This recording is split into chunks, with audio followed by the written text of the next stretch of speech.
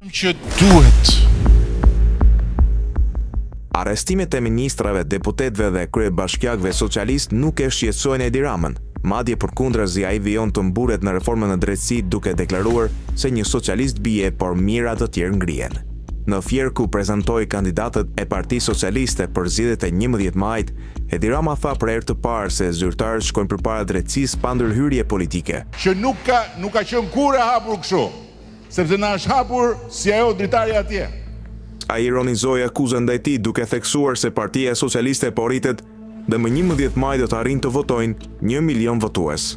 Por historia ka treguar se të gjithë bashkëpunëtorët e ngushtë e Edi Ramës, nga Sajmir Tahiri te Kerion Veliaj, janë përdorur dhe më pas janë flakur tutje. Tahiri ish ministër i brendshëm u largua sapo dolën përgjimet për kanabizimin e vendit. Veliaj dikur pasar se i potenciali Ramës o përfshi në skandalin e inceneratorëve dhe tani është lënë në mëshirë të drejtësisë. Rasti i Ivan Gjurgjdakos, i arrestuar për shpërdorim atyre, konfirmon të njëjtën skem. Njerëz të afërt pe Edi Ramës trydhen për pushtet edhe më pas hidhen tej.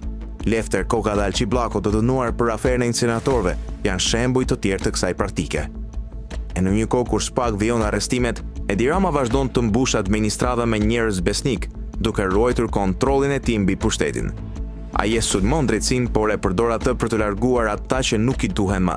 Historia po përsëritet dhe siç duket, fundi I këtij cikli nuk është afër.